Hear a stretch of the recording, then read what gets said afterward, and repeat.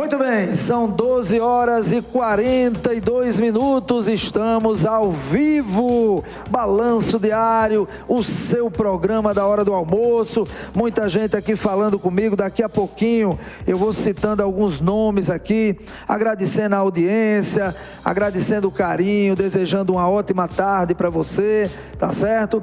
Olha, gente, já vai estar comigo o advogado Dr. Marcos Davi Figueiredo. Olha, gente, atenção juristas, atenção advogados, atenção promotores, atenção estudantes do direito, hein? Nós vamos ter já aqui no programa uma verdadeira aula jurídica, tá? O doutor Marcos Davi Figueiredo é muito conceituado, é um grande advogado e ele vai falar aqui já conosco sobre um tema muito relevante e eu posso dizer até um tema perigoso, né? No país que a gente está vivendo, né? Porque estamos vivendo num país onde às vezes se confunde, né? Essa questão da liberdade de expressão. Às vezes você fala alguma coisa e você acha que está falando porque tem direito à liberdade de expressão, mas você está infringindo, tá? Você está realmente misturando as coisas, né? Então, Dr. Marcos Davi vai explicar também essa questão, tá certo? Ele diz abertamente para o Brasil inteiro que nós estamos vivendo, ele está dizendo, hein? Uma verdadeira ditadura das togas, lá o STF, né? E ele vai falar hoje aqui conosco exatamente sobre isso, tá? Ele vai falar sobre o ativismo jurídico do Supremo Tribunal Federal. Então, gente, eu recomendo que você assista, que você compartilhe, você que está estudando o direito, você que é advogado, assista, participe do programa através aí do número que está aparecendo no teu vídeo, tá? É o nosso WhatsApp, você fala comigo aí em tempo real, tá certo? E olha, esse programa, eu tive um cuidado tão grande, exatamente para não ter represálias, né? Também aqui para a TV, para mim, né? Então vai ser um programa um pouco diferente, tá? Eu fiz questão. Eu falei com o doutor Marcos Davi, eu disse, olha, o programa é um programa polêmico, eu gosto de trazer esses programas aqui para o Balanço Diário, mas eu tenho que ter também os devidos cuidados, né?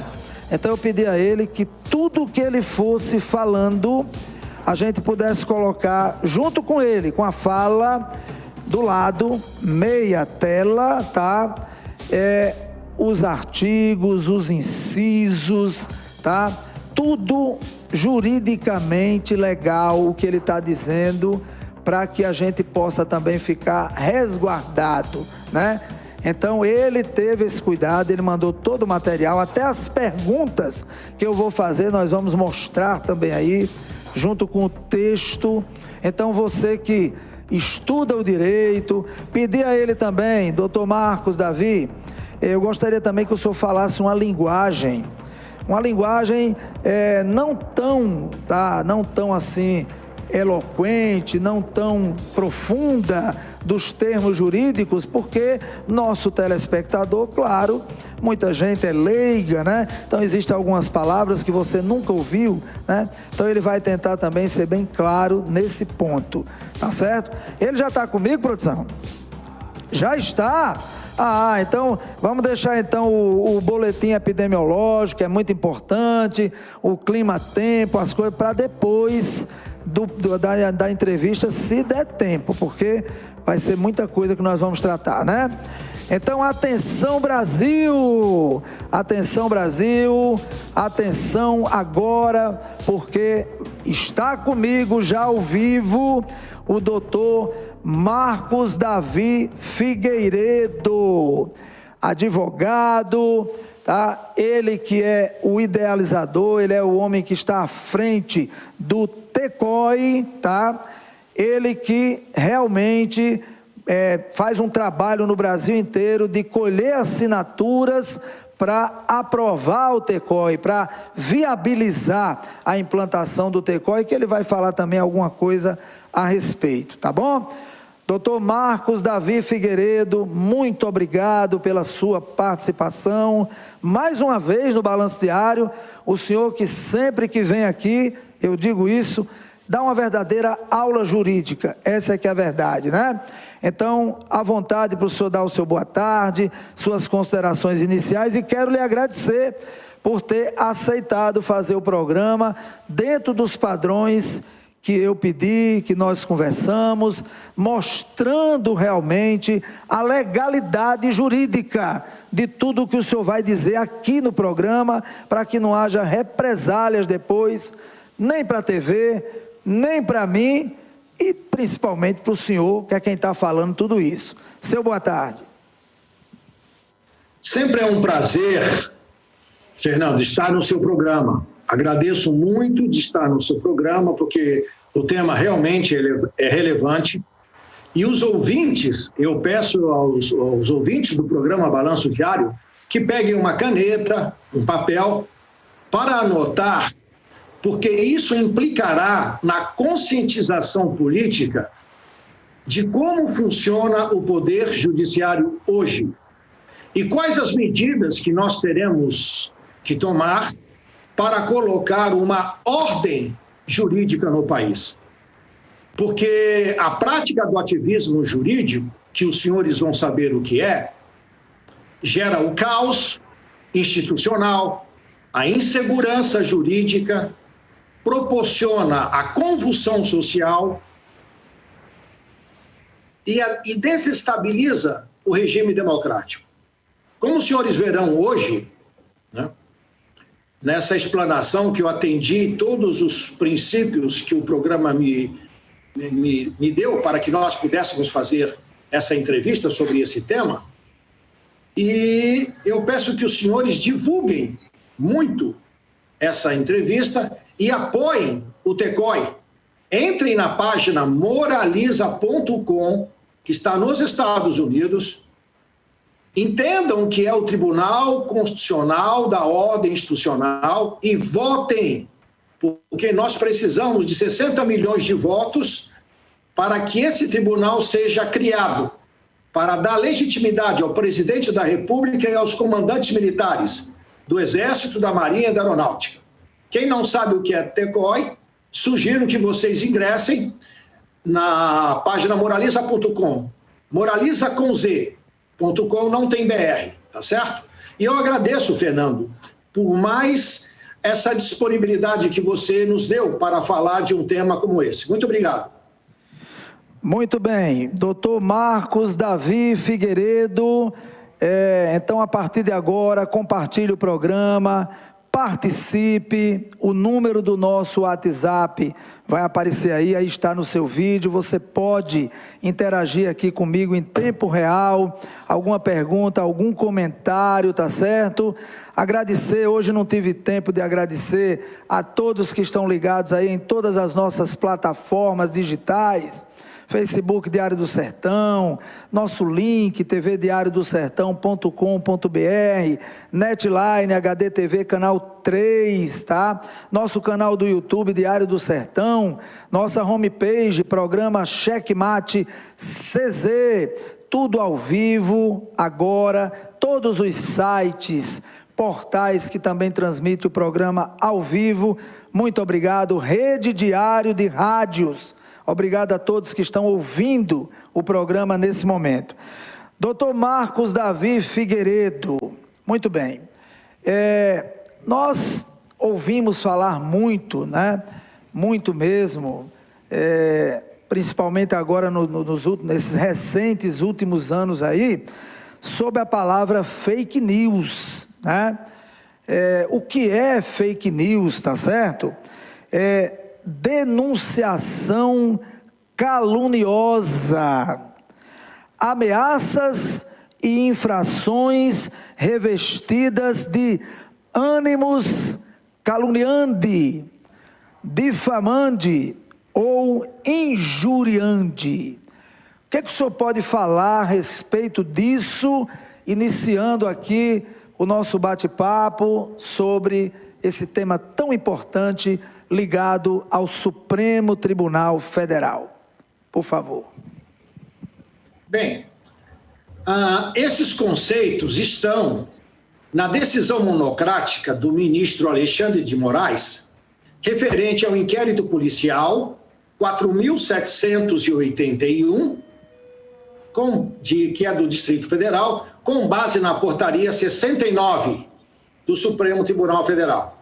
Ele instaurou essa portaria para apurar essas infrações penais, como vocês podem ver aí na tela, a existência de indícios fraudulentos, de fake news, denunciação caluniosa e com ônibus de caluniante, difamante, injuriante contra ministro do Supremo Tribunal Federal e contra o próprio Supremo Tribunal Federal. Vamos lá. Bom, os termos caluniante, infamante e difamante são crimes contra a honra. Eles estão previstos no artigo 138, 139 e 140 do Código Penal. O que é o crime de calúnia? Quando você faz uma falsa imputação com a falsa imputação de um fato como crime a alguma pessoa. Você caluniar é imputar falsamente um fato como crime a uma pessoa. Está no artigo 138 do Código Penal. Difamar alguém. O que é difamar alguém? É você imputar um fato ofensivo à reputação dessa pessoa. Isso está no artigo 139 do Código Penal. Injuriar alguém é ofender-lhe a dignidade e o decoro. Isso está no artigo 140 do Código Penal. Esses crimes contra a honra dependem da queixa-crime, ou seja, que o ofendido ingresse com uma queixa-crime contra o seu ofensor. Não é uma ação penal pública incondicionada, ou seja, que o Ministério Público vai ingressar contra aquele que o ofendeu. Não, depende de você. O interesse é seu, então você tem que ingressar com uma queixa-crime, tá certo? Muito bem. Quando você ingressa com uma queixa-crime pelos crimes contra a honra, o ofensor ele tem a oportunidade de se arrepender. Se ele se arrepender antes da sentença, ele é inocentado da pena. Isso está no artigo 143 do Código Penal. Então, todos esses crimes contra a honra, ele depende de uma queixa-crime, ou seja, de uma atitude sua. Isso está no artigo 145 do Código de Processo Penal. Agora, o que é uma fake news? Fake news, a tradução do inglês é notícia falsa. Quando você faz uma notícia falsa, dá uma notícia falsa e divulga essa notícia falsa por qualquer motivo, não há crime em se fazer isso, porque o tipo penal da notícia falsa não foi regulado pelo Código Penal brasileiro. Existe um projeto que é o 2017, eu não me lembro bem a autora, a deputada que propôs, que definiu o tipo penal da notícia falsa. Então, notícia falsa não é crime no Brasil, porque o artigo 5º, inciso 39 da Constituição Federal, ele fala o seguinte: não há crime sem lei anterior que o defina e sem prévia combinação legal. Então, para definir o que é crime, só a lei tem essa competência. Muito bem. Agora, há influência das notícias falsas nos seus direitos.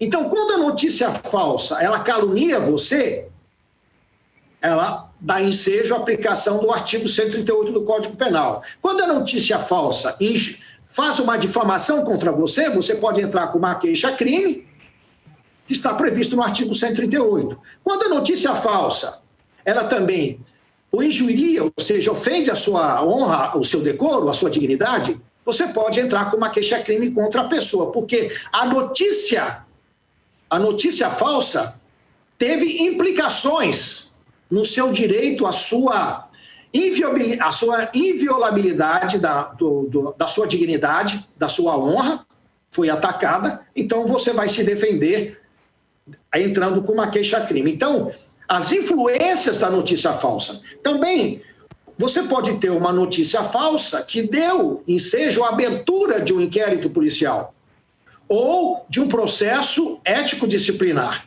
Falsamente, ele faz uma imputação de um crime quando sabe que você é inocente. E isso significa denunciação caluniosa.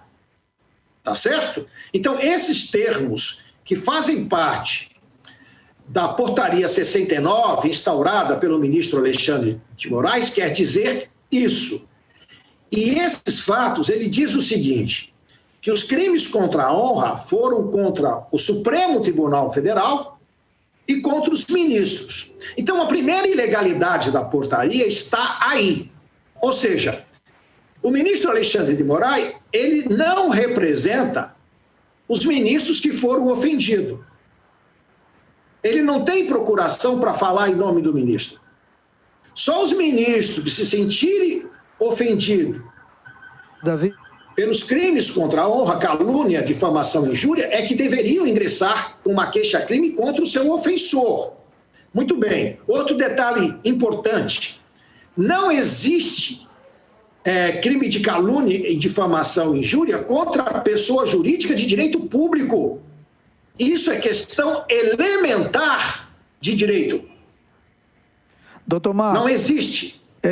Então deixa eu ver se eu estou entendendo aqui o que o senhor acabou de passar aí na sua fala, né? Voltando um pouco na sua fala, o senhor afirmou que a propagação de fake news, no caso, não seria crime. É isso que o senhor acabou de falar. Eu entendi certo ou entendi errado? E já nessa outra fala que o senhor falou, que o senhor acabou de comentar, o senhor está dizendo também o seguinte: a portaria 69, que foi instaurada com base no artigo 43 do regimento interno do STF, tá certo? O senhor afirma que ela não é legal, é isso? Sim, com certeza. Não é legal por quê? Vamos pensar um pouco. Se você verificar o conteúdo do artigo 43, ele está no capítulo 8 do Regimento Interno do Supremo Tribunal Federal, que trata sobre a polícia do tribunal. Preste muita atenção. Esse capítulo 8, na qual está inserido o artigo 43, ele fala da polícia do tribunal, o que compete à polícia do tribunal. Então, no artigo 43, diz o seguinte, que quando houver uma infração penal praticada nas dependências do Supremo Tribunal Federal, seus anexos, vamos dar um exemplo. Um ministro do Supremo Tribunal Federal matou outro ministro do Supremo dentro das dependências do Supremo Tribunal Federal. Cabe ao presidente do Supremo instaurar um inquérito para apurar esse fato criminoso. Por quê? Porque os dois ministros são autoridades que estão sujeitas à jurisdição do Supremo Tribunal Federal.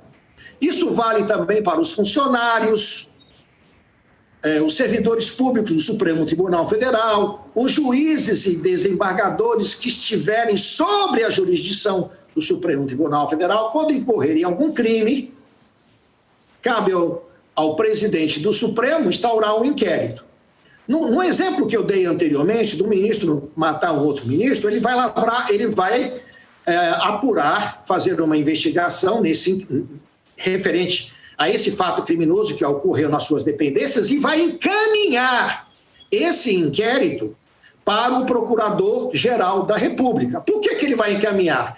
Porque o Ministério Público, ele é o titular exclusivo da ação penal. É ele que acusa, em nome do Estado, aquele que cometeu um crime, uma infração penal. É ele que acusa nas ações penais públicas incondicionadas. Isso está no artigo 129, inciso 1º e 8º. Por quê? Quando o inquérito for encaminhado ao Procurador-Geral da República, nesse exemplo que eu dei, de um ministro matar o outro ministro, o procurador ele vai poder requerer diligências. Se ele achar que a investigação que foi feita pelo inquérito do Supremo não está plena, não está completa, ele pode requerer diligências. à Polícia Federal, e a Polícia Federal vai fazer essas diligências que o procurador-geral determinar. E por que o procurador é competente para entrar com ação penal contra um ministro do Supremo Tribunal Federal? Porque isso está previsto no artigo 102, inciso 1, a linha B da Constituição Federal, que diz que crime comum praticado por ministro do Supremo Tribunal Federal, a competência para julgá-los é do próprio Supremo. E é o procurador que deve fazer a denúncia, ou seja, ingressar com uma ação penal. Então, como eu disse anteriormente, essa portaria 69, ela é manifestamente ilegal. Por quê? Porque ela está investigando os fatos, infrações penais, que não foram cometidas nas dependências do Supremo Tribunal Federal. São infrações praticadas por cidadãos comuns, por parlamentares, por outras autoridades, que não está sujeita à sua jurisdição. E um detalhe, a polícia do tribunal não é um órgão da segurança pública. Isso é muito importante citar. Por quê? Porque só os órgãos da segurança pública é que podem fazer investigações criminais. Isso está definido claramente no artigo 144, dos itens 1 a 7. Quais são os órgãos de segurança pública? A Polícia Federal, a Polícia Rodoviária Federal, a Polícia Ferroviária Federal, a Polícia Civil, a Polícia Militar e o Corpo de Bombeiro. É eles que vão apurar as infrações criminais contra a pessoa e o seu patrimônio. Só eles têm legitimidade para fazer isso e são fiscalizados pelo Ministério Público. Então, não é da competência do Supremo, em hipótese alguma, fazer investigação. Como se a polícia do tribunal tivesse competência para fazer isso. Não, não existe, não está escrito isto lá. Então, a primeira ilegalidade que você vê é que essa portaria 69, ela é nula. Ainda existem outras ilegalidades manifestas. Por exemplo, quando você abre uma portaria, vamos supor que você é um órgão competente. Você é da polícia, por exemplo, da Polícia Federal. Doutor Marcos Davi, perdão atrapalhar o senhor, mas aproveitando essa sua fala, pelo que eu estou entendendo, então, o senhor está afirmando que, por exemplo, no caso do parlamentar Daniel Silveira, como não aconteceu dentro das dependências do STF, não poderia acontecer o que está acontecendo. Ou seja, se essa portaria 69 é nula, o ministro Alexandre, certo? Ele pode decretar a prisão em flagrante delito do deputado federal Daniel Silveira, em face do vídeo por ele postado nas redes sociais no dia 16 de fevereiro de 2021, ele poderia fazer isso ou não?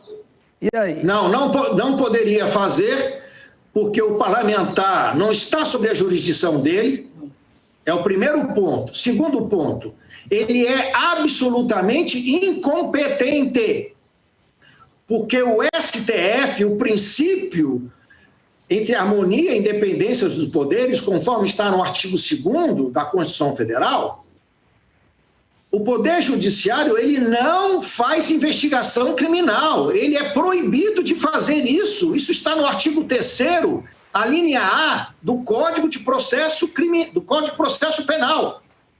O juiz, ele não faz investigação criminal contra quem quer que seja.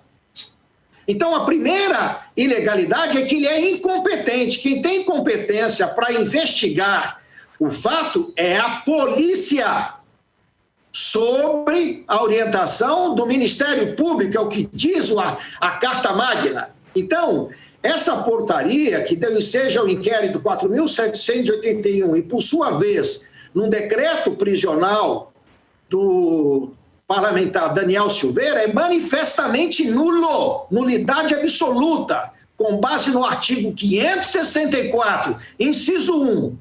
Alexandre de Moraes é absolutamente incompetente. Inciso 2, ilegitimidade da parte. Ele não fala em nome dos ministros que se sentiram ofendidos pelo ataque do parlamentar Daniel Silveira. São eles que deveriam entrar com uma queixa-crime contra o parlamentar. É o que determina o artigo 145 do Código de Processo, do Código de Processo Penal. Aliás, do Código Penal. Muito bem. Outro detalhe muito importante. Então, o Alexandre não investiga e depois tem outra. A nulidade absoluta decorre também com base no artigo 564, inciso 4 do Código de Processo Penal, que diz o seguinte: o ato é considerado nulo por omissão de alguma formalidade essencial à natureza do ato. Ora, você não pode, os senhores ouvintes devem prestar muita atenção no que eu vou colocar agora. A Constituição Federal, no seu artigo 5º, inciso 11 ou 10, eu não me lembro agora ao certo, fala sobre a inviolabilidade da sua intimidade e da vida privada. A sua honra não pode ser atacada. Então, você só instaura uma portaria quando houver indícios da existência do fato criminoso. Eu não posso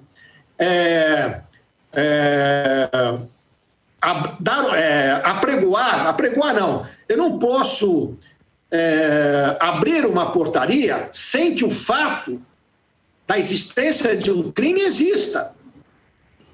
Por exemplo, a portaria 69, ela é aleatória. Ela manda investigar fake news por calúnia e difamação, ela não descreve qual é o fato criminoso. Então, ela invade a sua privacidade, a sua intimidade. Porque a Constituição Federal, no artigo 5º, inciso 57, presume-se a sua inocência. É a justiça pública que tem que provar que você é culpado. Então, ela tem que, para que seja aberta uma portaria, tem que haver indícios de materialidade delitiva, ou seja, tem que haver indícios da existência de um fato criminoso. E a portaria não aponta isso. Ela é indeterminada. Isso não existe no ordenamento jurídico vigente. O ministro Alexandre de Moraes, ao fazer isso, ele criou leis. Criou leis. Isso é um ativismo jurídico. Você criar uma norma que não está prevista no ordenamento jurídico vigente. Absurdo isso. Então, essa portaria, ela é nula, ela já nasce nula. E todos os atos subsequentes a ela, inclusive a decisão monocrática do ministro Alexandre de Moraes, são nulas, com base no artigo 564, inciso 1, inciso 2 e 4 do Código de Processo Penal. Não tem conversa fiada. Por quê? Porque a portaria, ela não atendeu às exigências da lei. Simples assim. Uma linguagem simples, né? Doutor Marcos Davi Figueiredo, tá bom.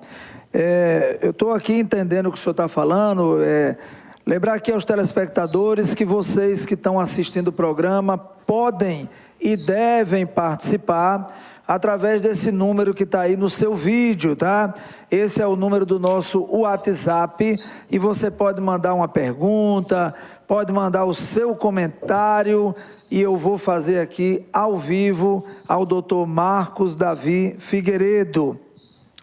Doutor Marcos, diante de tudo isso que o senhor está dizendo, como o senhor justifica então essa prisão do Daniel Silveira, o fato dele estar preso, o fato de o próprio Congresso, né, ter votado e via manter a prisão? Diante de tudo isso que o senhor está dizendo, como é que o senhor justifica isso no nosso país?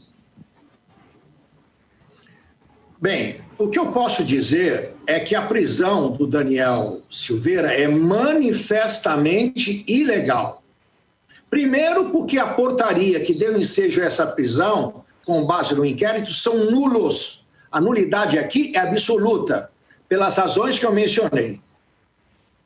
A mais importante delas é que não compete ao Supremo Tribunal Federal investigar crimes praticados por pessoas que não estão sob a sua jurisdição.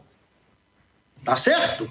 A portaria em que ele se baseia, do 43, é para investigar infrações penais de crimes cometidos nas dependências do Supremo Tribunal Federal por pessoas sujeitas à sua jurisdição. Não é o caso do Daniel Silveira. Okay. Esse é o primeiro ponto. Então, o primeiro ponto de nulidade absoluta do mandado de prisão. Existem outras nulidades, como eu mencionei. A portaria, ela não menciona, não atende os requisitos do artigo 5º e 6º do Código de Processo Penal. Quando você tem uma notícia de um crime, a polícia é chamada para ir no local. No local, ela vai colher os instrumentos do crime, vai ouvir as pessoas que presenciaram o crime, vai colher provas no local.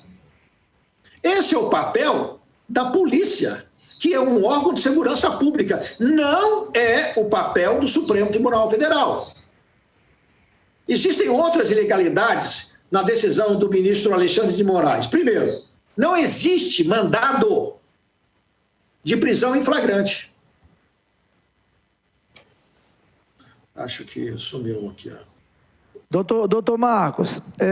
Eu estou te ouvindo, você está me ouvindo? Estamos ouvindo bem o senhor. Me diga uma coisa, olha, o ministro Alexandre de Moraes, ele menciona na decisão monocrática que o deputado federal, em seu vídeo, propagou ideias contrárias à ordem constitucional e ao Estado democrático, e cita violação aos artigos 5º, inciso, e o artigo 34, né, incisos 3 e 4 da Constituição Federal.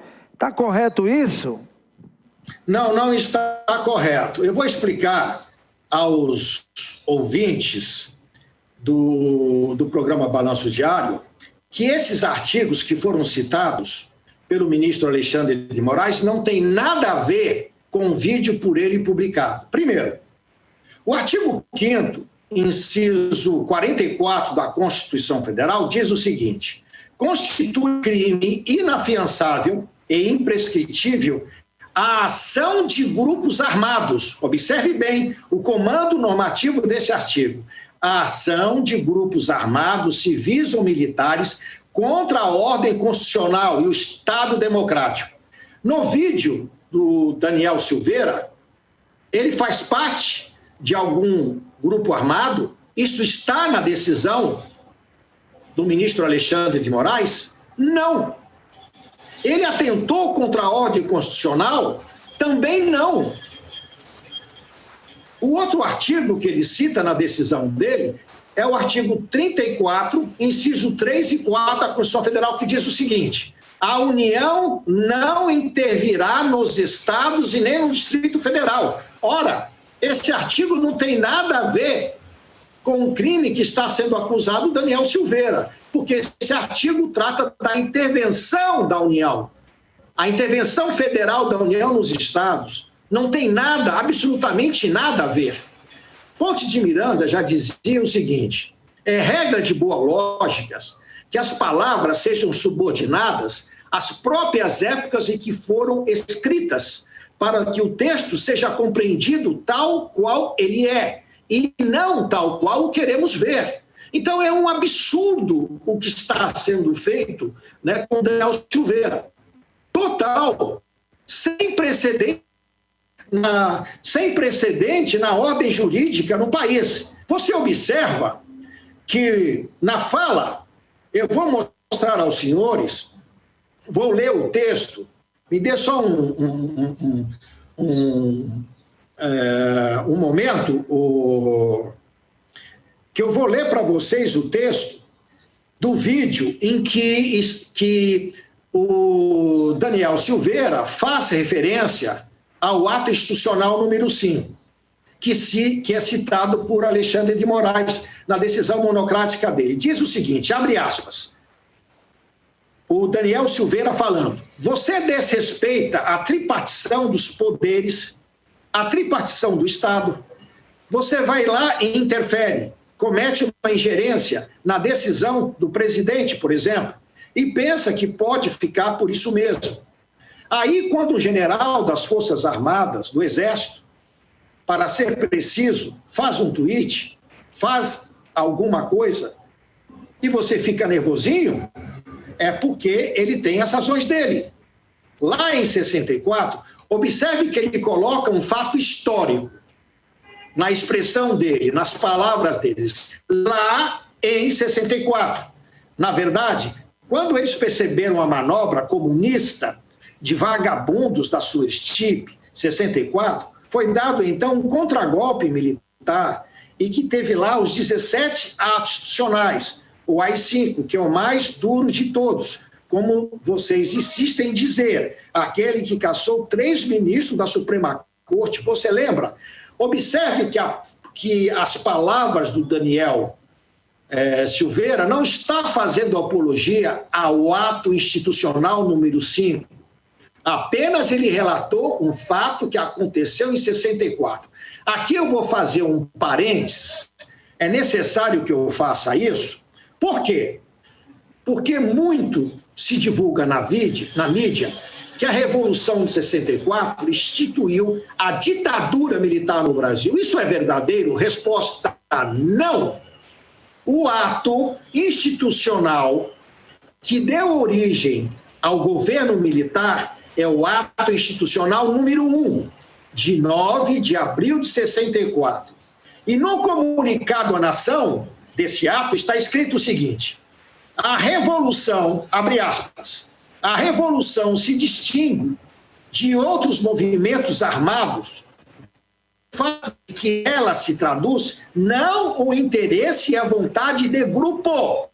Observe que os militares agiram não em relação a algum grupo militar que queria tomar o poder, não, mas no interesse e na vontade da nação, que foram às ruas pedindo a intervenção porque não queriam que o Brasil fosse comunista, porque diversas autoridades que estavam no governo de João Goulart eram comunistas. Aí ele diz mais, para que você possa entender, para demonstrar que não pretendemos radicalizar o processo revolucionário, decidimos manter a Constituição de 1946. Observe que a Revolução manteve todas as garantias individuais de liberdade de expressão, direito de ir e vir, direito de trabalho, de profissão, funcionamento no Congresso, que estavam estabelecidos na Constituição de 1946. Ora, como é que eu posso falar em ditadura militar quando as liberdades estão asseguradas e o Congresso funcione? Aí continua o ato institucional, a fim de que esse... Aí ele diz, decidimos manter a Constituição de 1946, limitando-nos a modificá-la apenas na parte relativa aos poderes do presidente da República, a fim de que este possa cumprir a missão de restaurar no Brasil a ordem econômica e financeira e tomar as urgentes medidas destinadas a drenar o bolsão comunista, cuja purulência já se havia infiltrado não só na cúpula do governo, como nas suas dependências administrativas. Ora, isso é função do chefe de Estado? Se um sistema comunista quer ser implantado no regime democrático, você vai fazer o quê? Você vai permitir que isso seja feito? Então, os militares apenas modificaram a Constituição dos poderes ao presidente para impedir que comunistas tomassem o poder, para impedir que eles fizessem reunião para desestabilizar o Brasil. Ora, em qualquer país democrático isso seria feito. Como é que eu posso falar que é a ditadura militar? Mas, se você ler o ato institucional número 5, está em harmonia com o artigo 151 da Constituição Federal de 67. Observa o que diz a Constituição Federal no seu artigo 151 de 1967. Eu vou ler aos senhores. Aquele que abusar dos direitos individuais. Então ele diz assim, aquele que abusar dos direitos individuais previsto nos artigos 8, 23, 27 e 28 do artigo anterior e dos direitos políticos para atentar contra a ordem democrática. Ora, como é que é ditadura militar? Ditadura militar não tem ordem democrática. Isso está no artigo 151 da Constituição de 67. Como que eu posso falar que houve ditadura militar? Tenha santa paciência. Vai estudar a história do Brasil. E continua o artigo. E dos direitos políticos para atentar contra a ordem democrática ou praticar a corrupção. Incorrerá na suspensão destes últimos direitos pelo prazo de 2 a 10 anos, declarada pelo Supremo Tribunal Federal, mediante representação do Procurador-Geral da República, sem prejuízo da ação civil ou penal, cabível, assegurada ao paciente a mais ampla defesa. Ora, isso aqui é ditadura militar? Com essa ampla defesa, com um processo, e tem mais. O ato institucional que deu poderes ao presidente da República tinha que ser aprovado no Congresso Nacional. Você veja que o ato institucional número 1, ele relata que as emendas constitucionais e que os projetos de lei, né, enviados pelo presidente da República seriam discutidos no Congresso Nacional. Onde é que está a ditadura militar? Eu estou perguntando aos senhores ouvintes, onde é que está ela? Não tem sentido isso. Quando você lê o artigo 150, o parágrafo 8 da Constituição de 67, está escrito: é livre a manifestação de pensamento, de convicção política ou filosófica e a prestação de informação sem sujeição à censura, salvo quanto a espetáculo de diversões públicas, respondendo cada um nos termos da lei pelos abusos que cometer. Ora, se você faz espetáculos contra a ordem democrática para impor o comunismo, se você assalta a banca à mão armada, como fez a Dilma e seus comparsas, os militares iam fazer o quê? Eu estou perguntando aos senhores. O que os Estados Unidos faria numa situação dessa, que é um país democrático? Não iriam permitir isso. Então, os militares agiram dentro da democracia e pela vontade soberana do povo, que não queria o comunismo no Brasil. Então, a fala do Daniel Dantas, que ele se refere a um fato histórico, ele não faz nenhuma apologia ao ato institucional número 5. Isso é absurdo total. Mas, continua o artigo 150 da Constituição de 67. É livre o exercício de qualquer trabalho, ofício ou profissão, observadas as condições de capacidade que a lei estabelece. Parágrafo 27. Todos podem unir-se sem armas, não intervindo autoridades para manter a ordem. A lei poderá determinar os casos em que será necessária a comunicação prévia à autoridade, bem como a designação por esta do local da reunião. É garantida a liberdade de associação. Nenhuma associação poderá ser dissolvida, senão em virtude de decisão judicial.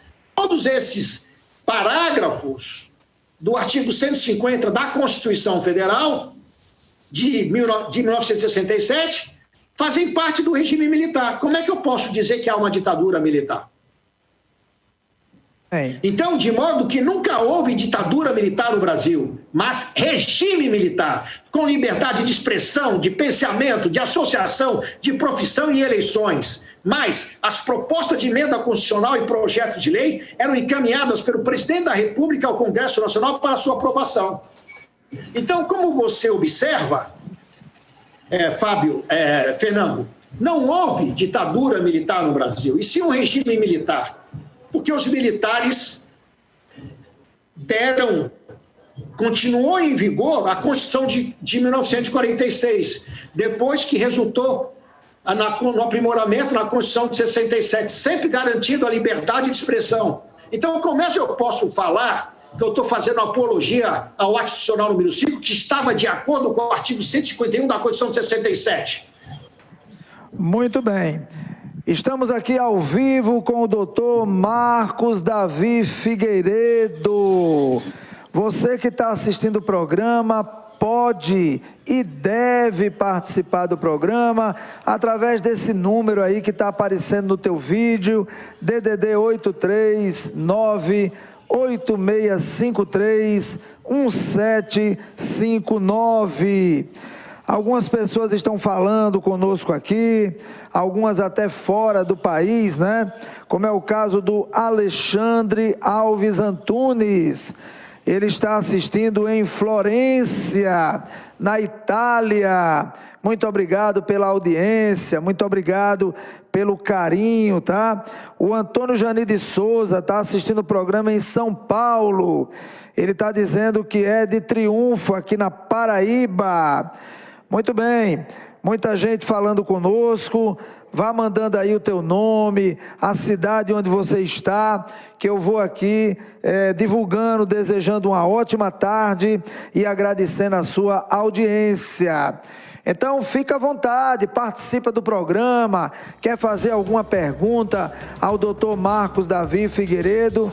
Pode mandar aqui pelo WhatsApp, tá aí o número. Quer comentar? Fique à vontade, tá certo? Você manda agora em tempo real e eu vou fazer aqui ao vivo ao doutor Marcos Davi Figueiredo. Doutor Marcos, existe no ordenamento jurídico vigente mandado de prisão em flagrante? É possível a Polícia Federal cumprir esse mandato à noite? Isso é possível? Bom, não existe mandato de prisão em flagrante.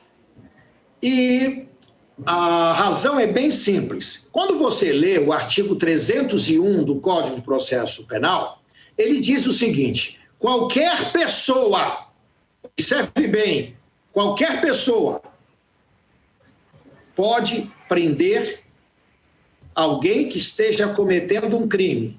E as autoridades policiais têm um dever de prender. Enquanto qualquer pessoa pode prender quem estiver cometendo um crime, as autoridades policiais têm um dever de prender. E nisso não há mandado. Observe que o artigo 301 do Código Penal diz que você pode prender uma pessoa e que as autoridades policiais podem fazer isso quando uma pessoa estiver cometendo crime em flagrante delito. E não tem mandado. Não existe mandado em flagrante delito. Não existe. O que é o mandado? O mandado é uma ordem que o juiz dá para prender alguém.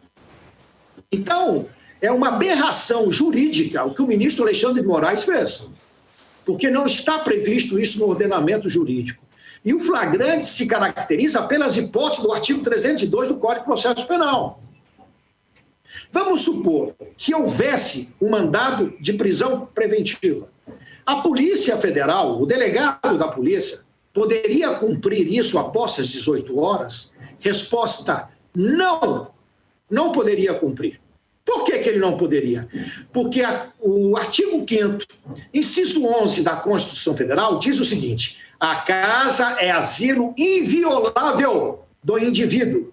Ninguém nela podendo penetrar sem consentimento do morador, salvo durante o dia. Aí tem outras coisas e conclui: por determinação judicial. Ou seja, o mandado judicial só pode ser cumprido durante o dia. Isso está em sintonia ainda com o artigo 293 do Código de Processo Penal. O que eu fico preocupado, não é, vamos dizer assim, é que um delegado de polícia que fez direito, que estudou, ele sabe que ele não pode cumprir uma ordem manifestamente ilegal, ainda que seja de juiz. Isso está no estatuto dele, da Polícia Civil. Ele não pode fazer isso. Senão ele é processado junto com o ministro por ter dado essa ordem. Por abuso de autoridade. Por ato de improbidade. Então eu fico admirado, é que as pessoas acham que um juiz que proferiu uma decisão que deve ser cumprida. A resposta não. Se a decisão judicial é ilícita, manifestamente ilícita, não se cumpre essa decisão, ponto. Isso está previsto no ordenamento jurídico vigente. Até o Código Penal Militar, no artigo 38, item 2, diz ao policial militar que ele não pode cumprir ordem manifestamente legal, sob pena dele ser processado por aquele que também deu a ordem, junto com aquele que deu a ordem. Muito bem. Doutor... Então, você tem que entender o seguinte... Pode falar. Doutor Marcos Davi Figueiredo, tá? Olha, nós temos aqui algumas pessoas que estão aqui falando, né? Por exemplo, o Paulo Augusto Luti, ele está dizendo aqui, sensacional a explanação do doutor Marco Davi. Ele está falando de Taubaté, em São Paulo. Muito obrigado pela audiência, ok?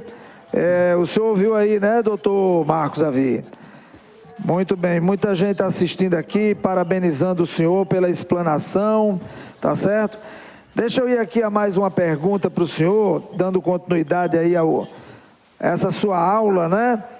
Olha só, o ministro Alexandre de Moraes afirma na decisão judicial que o deputado Daniel incorreu em crimes contra a honra do Poder Judiciário e dos ministros do Supremo Tribunal, com base nos artigos 17, 18, 22, incisos 1 e 4, 23, incisos 1, 2 e 4 e 26 da Lei de Segurança Nacional, Lei Federal número 7.170/83.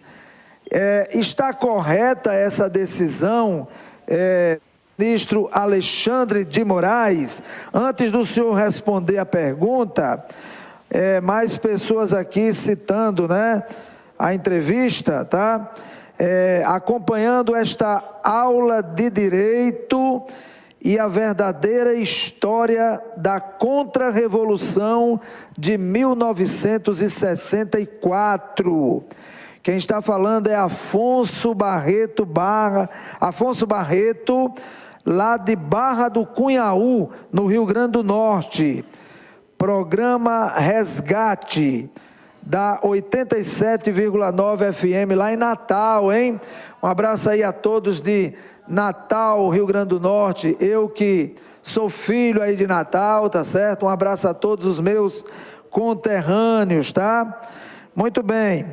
Olha, depois que o senhor responder essa pergunta, eu tenho uma outra pergunta aqui, tá certo?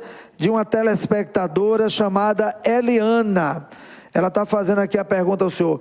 Responda agora essa pergunta aí que eu lhe fiz e logo depois eu faço essa aqui que acabou de chegar. Muito bem. Não existe crime militar na fala do Daniel Silveira. Um detalhe extremamente importante é que o Supremo Tribunal Federal é absolutamente incompetente para julgar crime militar. Vamos começar por aí. Por quê?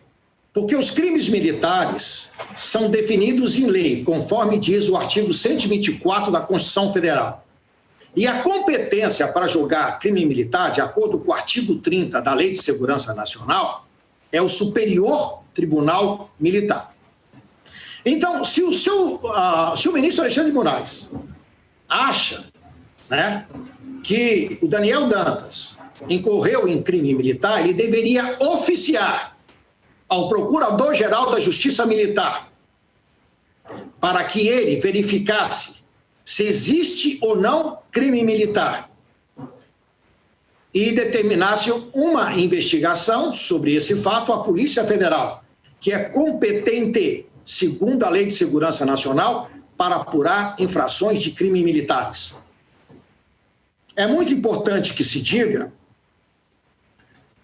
que o crime militar não é crime político.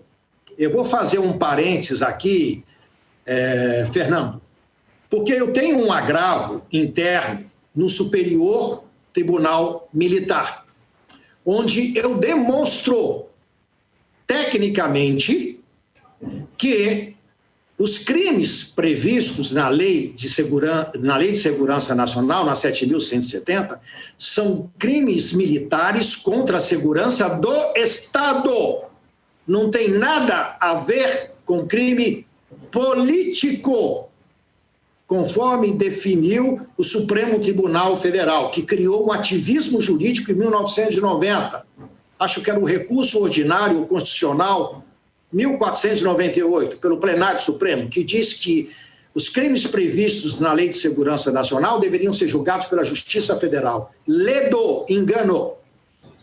E aqui eu faço um apelo ao almirante, que é o presidente do Superior Tribunal Militar, que aprecie essa questão da competência da Justiça Militar de restabelecer a ordem no país. Porque, segundo o artigo 2º do Código de Processo Penal Militar, o militar ele não interpreta a lei, ele aplica gramaticalmente o que está escrito. A Constituição Federal fala no artigo 124 que crime militar é definido pela lei. Ora, a Lei de Segurança Nacional definiu que é crime militar. Como é que ela vai ser julgada pela Justiça Federal? Negativo.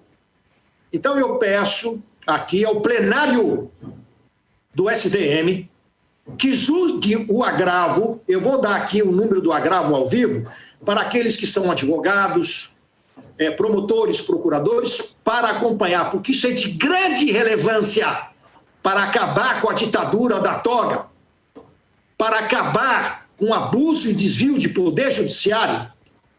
O Superior Tribunal Militar tem a oportunidade, diante da legalidade demonstrada no agravo interno número 7.801.03.2020.7, de dar uma resposta na qual eu peço o afastamento de vários desembargadores do Tribunal de Justiça de São Paulo, porque proferiram sentença ilícita, ou seja, uma sentença onde há fraude à lei. O que é fraude à lei? É quando você viola o comando normativo dela, defrauda a meta legislativa, pratica o ativismo jurídico, transforma a realidade das coisas. É uma decisão imoral, injusta, que fere princípios básicos de hermenêutica jurídica. É uma violência judicial, porque afronta o devido processo legal e a garantia de entrega da justiça. Isso é uma sentença ilícita. Vou repetir o número do agravo interno no STM, que será julgado pelo plenário, onde eu vou fazer a sustentação oral. Vai ser um marco histórico na história do Superior Tribunal Militar, porque é preciso que as Forças Armadas, dentro da Constituição e da lei, ajam, não se omitam. Tem a possibilidade de fazer isso através desse agravo, onde eu demonstro que a decisão do plenário do Supremo Tribunal Federal, que convolou crime militar em crime político, trata-se de um ativismo jurídico, porque incorre em fraude à lei, viola o comando normativo e defrauda a meta legislativa da Lei de Segurança Nacional. Então, vamos supor que houvesse, em tese, os crimes que está sendo imputado ao deputado pela sua fala. Houvesse esse crime, caberia ao ministro do Supremo Tribunal Federal encaminhar um ofício ao Procurador-Geral da Justiça Militar para que ele verificasse a existência em tese desses crimes ou não, ou solicitasse investigações junto à Polícia Federal. Mas jamais, em hipótese alguma, poderia decretar a prisão de ofício em flagrante delito do Daniel Silveira. Primeiro porque ele não tem competência para fazer isso. E a razão é bem simples. Na fala do deputado Daniel Silveira, ele ataca a honra dos ministros Facchini e do próprio Alexandre de Moraes. E pelo princípio da imparcialidade que está previsto no artigo 8, inciso 1, do Pacto de São José da Costa Rica, convolado pelo decreto de número 692, diz que o juiz tem que ser imparcial. Ora, como é que eu sou juiz, eu sou ministro supremo, estou sendo acusado e eu julgo e decreto uma prisão?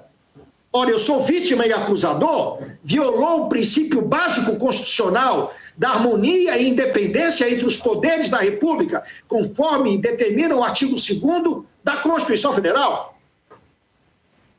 Ok. Doutor Marcos Davi Figueiredo, ao vivo conosco aqui no programa Balanço Diário.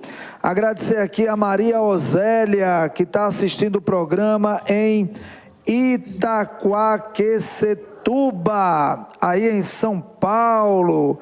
Muito obrigado pela audiência, tá? Eu tenho uma pergunta aqui da telespectadora, que pediu para fazer aqui ao doutor Marcos Davi. Aí, doutor Marcos, antes de fazer essa pergunta dela, eu queria que o senhor falasse um pouco aí sobre a questão do juiz de garantias, né? O que o senhor pode falar a respeito do juiz de garantia, juiz das garantias? O que o senhor pode falar? O juiz das garantias, ele está previsto no artigo 3º, B do Código de Processo Penal. E diz o seguinte: o juiz de garantias é responsável pelo controle da legalidade da investigação criminal. Então você veja que quando há um decreto prisional, quando o juiz decreta a prisão, como foi o caso do Daniel Silveira pelo Alexandre de Moraes, essa decisão monocrática do ministro, ela vai ser revista por um juiz de garantia.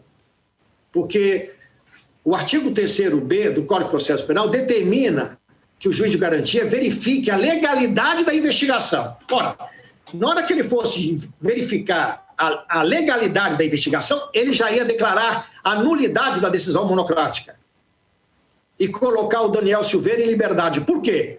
Porque, como eu disse, nenhum juiz faz investigação criminal. Está no artigo 3º, a linha 3º-A do Código de Processo Penal. Fim de conversa. Então, só por isso ele já teria que liberar o Daniel Silveira. Depois ele ia verificar a legalidade da investigação. Quando ele viu que a portaria 69 é nula por violar os artigos 564, inciso 1, 2 e 4, também é do Daniel Silveira. Ele iria verificar ainda que houve a prisão dele à noite, quando a lei determina que isso não pode ser feito. Ia determinar o juiz de garantias essa liberdade. Então, o mandado de prisão em flagrante, ele é manifestamente nulo. A decisão judicial do ministro Alexandre de Moraes é manifestamente nula. Agora tem um problema, porque essa decisão ela foi convalidada pelos demais ministros do Supremo Tribunal Federal. Então, todos os ministros do Supremo Tribunal Federal, no meu entendimento, incorreu num crime de responsabilidade, sujeito a impeachment pelo Senado Federal. Mas não é só isso. Como eles convalidaram uma sentença ilícita, que é a tese que eu defendo, naquele agravo interno do Superior Tribunal Militar, eles incorreram em crime contra a segurança nacional, previsto no artigo 1º, 2º e 17 da Lei de Segurança Nacional. Muito bem.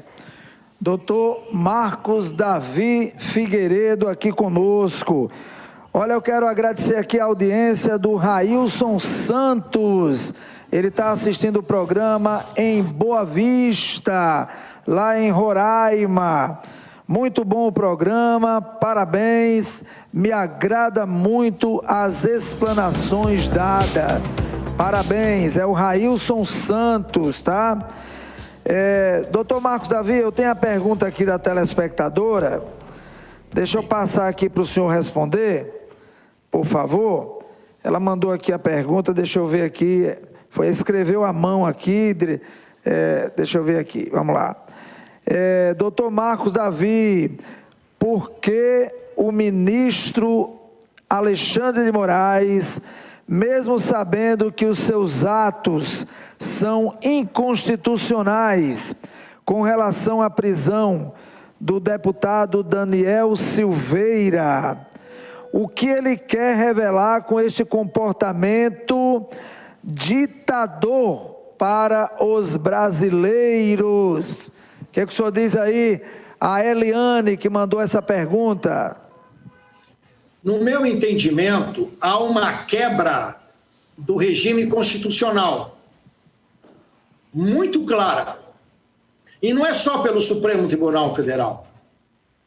Eu milito há 35 anos, dos quais 24 anos fiscalizando juízes e promotores. Nos últimos anos se acentuou o descumprimento da lei. A lei existe, mas não é aplicada.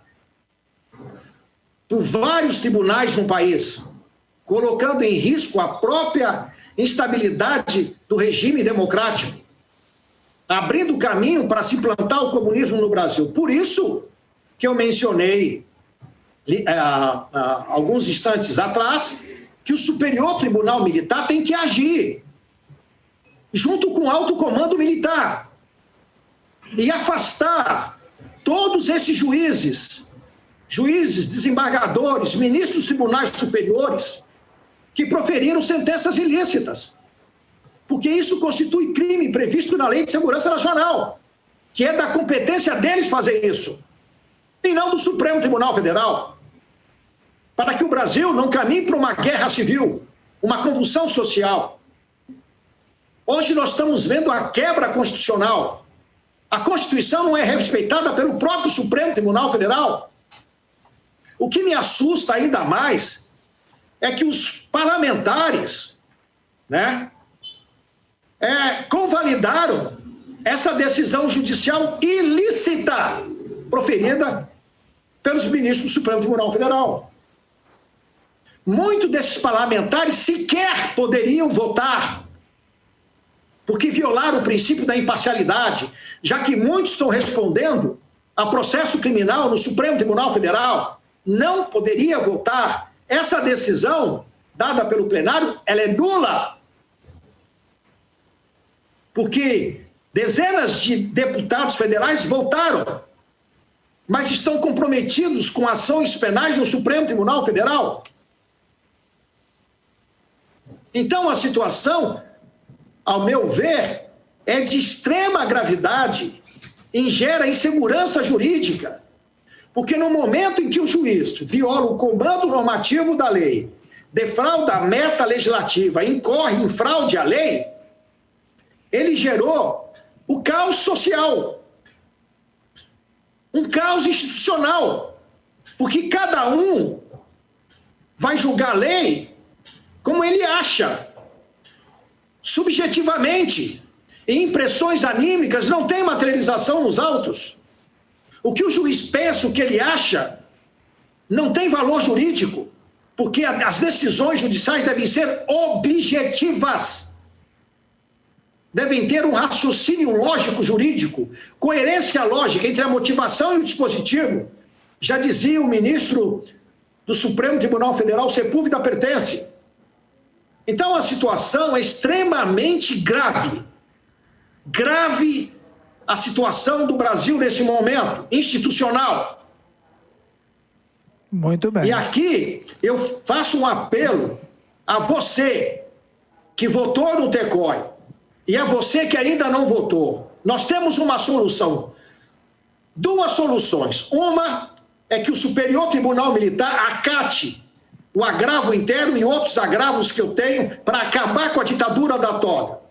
Se ele não fizer isso, só teremos uma opção: a criação do Tribunal Constitucional da Ordem Institucional, o TECOI, que precisa de 60 milhões de votos na página moraliza.com, para que o presidente da República tenha a legitimidade de assinar esse decreto-lei, que cria o Tribunal Constitucional, que ele é totalmente constitucional. Basta você entrar na página moraliza.com e ler. Não tenha preguiça de ler. O futuro da democracia está dependendo de você, meu caro. Não está dependendo de político nenhum. Só depende de você votar. Só você. Muito para que bem. esse tribunal seja criado para colocar ordem no país. Então, vote. Preencha o formulário de votação que está na página. Ok. Para que o presidente da República possa assinar esse decreto-lei. E lá está a constitucionalidade dele. Basta você ler o que está escrito lá. E os comandantes do Exército, da Marinha e da Aeronáutica. Muito bom. Doutor Marcos Davi Figueiredo, lembrando que moraliza.com é a página, o Moraliza com Z, hein?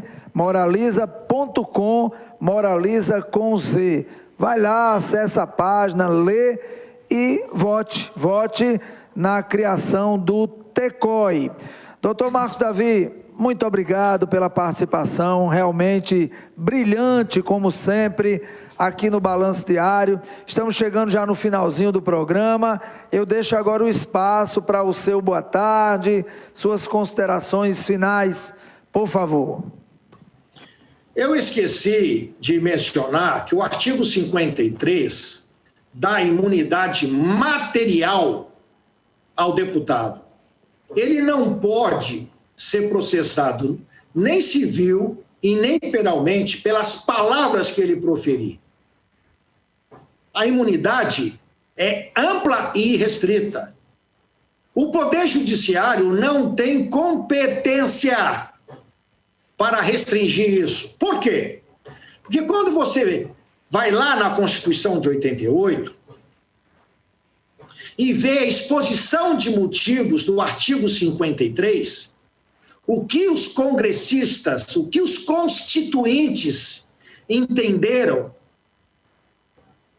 qual o limite que deveria ter na expressão opiniões e palavras, foi amplo e irrestrito. Essa é a meta legislativa do Poder Constituinte. E a meta legislativa do Poder Constituinte não pode ser defraudada. Então, ele não poderia ser processado criminalmente, em hipótese alguma, muito menos ser preso. Porque não se trata de crime inafiançável. Porque crime contra a honra tem fiança. Porque a pena não ultrapassa 4 anos, como rege o Código de Processo Penal. Faltou apenas eu mencionar isso para completar a aula sobre a legalidade da decisão, sobre a ilegalidade da decisão monocrática do ministro Alexandre de Moraes e dos ministros que a convalidaram. Então, fica aqui o meu agradecimento a você, Fernando, à direção do seu programa, ao dono do seu programa que abriu esse espaço tão relevante para nós. Você sempre abre esse espaço para nós e estamos ao seu dispor para quaisquer outros esclarecimentos. E você, empresário, você que é empresário sério, que está cansado de dar propina no setor público, porque senão o seu projeto não é aprovado, nos ajude a conseguir esses votos. Entre em contato conosco lá na página moraliza.com para acabar com a corrupção no Brasil. O maior beneficiário vai ser você. Você é empresário. O maior beneficiário é você, porque nós vamos colocar ordem no país. Acabou a corrupção no setor público com a nossa proposta. Então você deve agir, porque segundo a Transparência Brasil, bilhões de reais são gastos com a corrupção no Brasil. Isso não vai mais ser necessário. Nós estamos lutando com o apoio de militares que nos apoiam, mas precisamos do apoio da classe empresarial. Porque o custo operacional disso é alto. Entre em contato conosco. Meu telefone, o meu contato está lá na página moraliza.com e o Fernando também tem o meu contato, vocês podem entrar em contato. Com o programa ele vai fornecer, eu autorizo a ele fornecer o meu telefone para que você, empresário, entre em contato conosco. Com certeza, com certeza. Alguém que queira o contato do Dr. Marcos Davi Figueiredo, é só falar conosco aí pelo nosso WhatsApp que está aparecendo no teu vídeo, que eu passo o contato imediatamente para você, ok? Dr. Marcos Davi, muito obrigado pela participação. Claro, em breve o senhor voltará com outras temáticas. No Brasil, o que não falta é assunto para a gente discutir aqui no programa, ok? Verdade. Muito obrigado pela participação, viu? Um grande abraço.